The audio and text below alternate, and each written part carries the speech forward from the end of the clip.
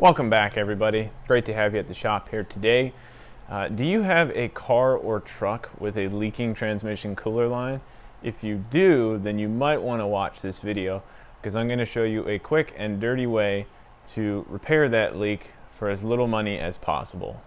Hope you enjoy. So here is the transmission cooler line that we'll be working on today. I have removed it from the car. You can do this repair in the car or out of the car, whichever you choose to do. This is the crimp fitting right here that is leaking on this transmission cooler line. So what I'm going to show you today, the technique I'm going to use, involves a angle grinder. You can also use a reciprocating sawzall, to cut a slit on one side and also the exact opposite side, 180, through this aluminum crimp fitting, but at the same time trying not to cut this hose. You can replace this hose if you would like to, but if your hose is intact after getting this crimp fitting off, you can simply reuse the old hose as long as it looks good to you and it's still pliable. So without further ado, let's get to cutting. So get your safety glasses on. Ear protection would also be a good idea for this.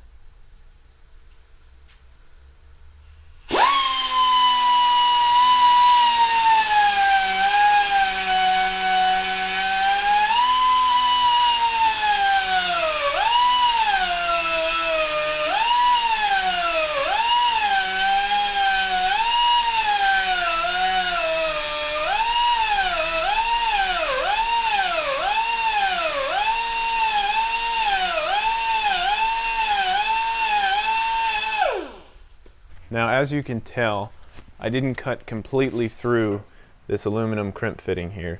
The reason being is as soon as you see the hose, the black spots in there, stop cutting and move down the line.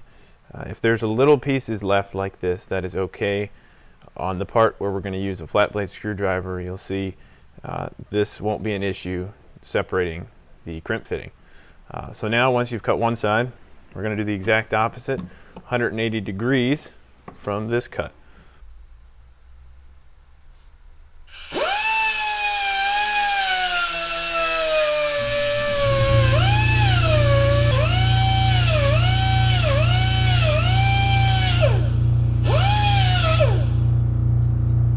All right, now that we have cut both sides of the crimp fitting all the way through, you can take yourself a flat blade screwdriver and get in between the hose and the fitting and simply pry outward. It will separate, and at the very back here, or forward, whichever way this is on your car, this is the only part that will remain connected after you cut it. So you just have to keep leveraging it up until it gives, just like that. Bend it a few times.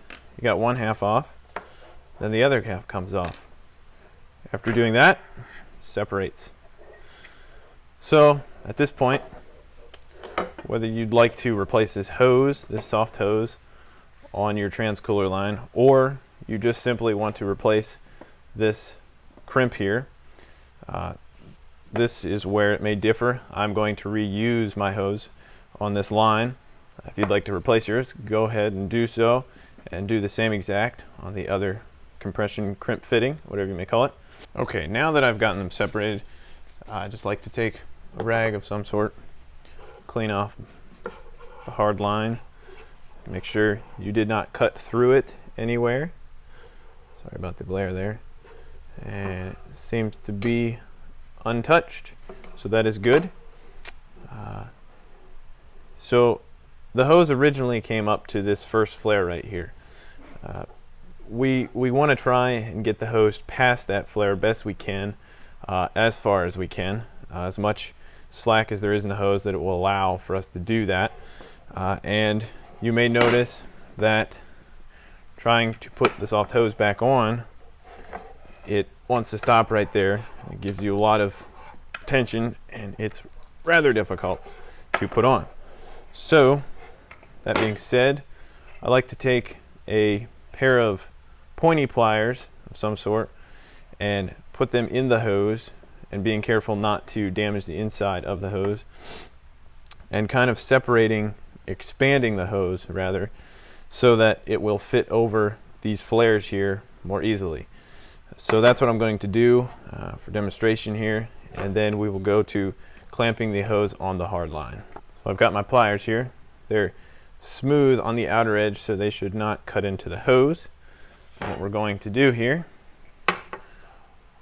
push them in and then give them a rotate, and keep pushing and turning at the same time best you can. Make sure not to tear the hose in any way. Once you've done that a couple times, like to take your favorite silicone spray, put that in the hose. Makes going on a lot easier. We're going to push the hose on and over the flares. Now in my case, this is not going to go past the flares. It just goes right over them and stops.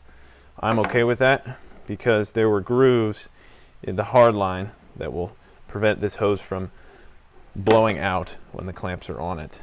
The main goal of or reasoning behind getting past those flares is to give the clamps better grip and preventing this hose from slipping off. So once that is on there, go ahead, grab yourself 2 number 6 hose clamps.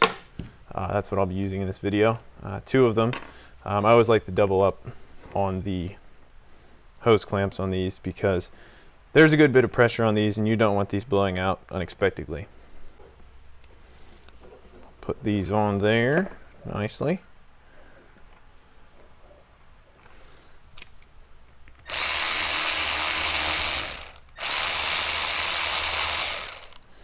Just put them on loose at first so you can get them both in the same orientation.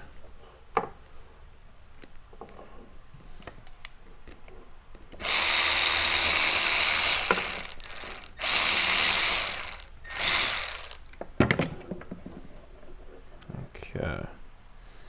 Now, if I remember, the first of the 2 flares is about right here, so we're going to butt this right up against it. Put the other hose clamp right there as well. Snug those down.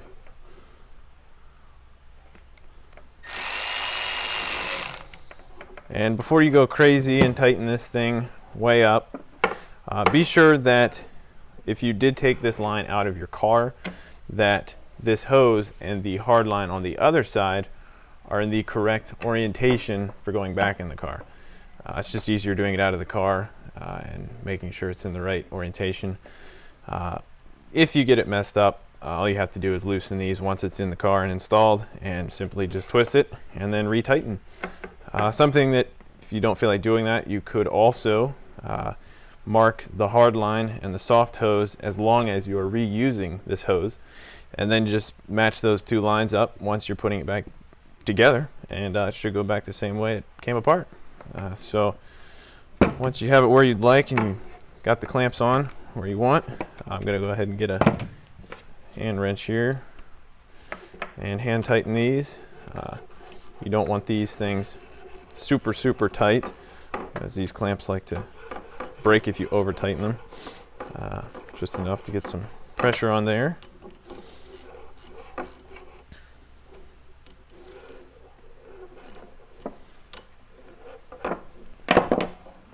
And if I can get that in focus there. There we go. So, and yeah, like I said, it's a quick and dirty method, but if you don't feel like spending money on brand new cooler lines, or you just have to get by with what you have for the time being, this is a great way to do that. It's very inexpensive. You basically either just need the 2 hose clamps or some new hose as well, and then the tools. Hey guys, still there? Wonderful. Hey, I want to thank you so much for watching this video. I hope it was useful to you and helpful, and you got some little bits of information from it here and there. I just want to add one more bit of information to this video, and that is if you end up having to replace your cooler line hose, that you only replace the hose with transmission cooler line hose. It is made specifically for this use and this repair, and it will give you no issues down the road long after the repair is done. Thank you so much again for watching, and I look forward to reading all your comments. If you have any questions, please feel free to leave those down in the comment section below. And if you like this video, please give it a thumbs up. Thank you.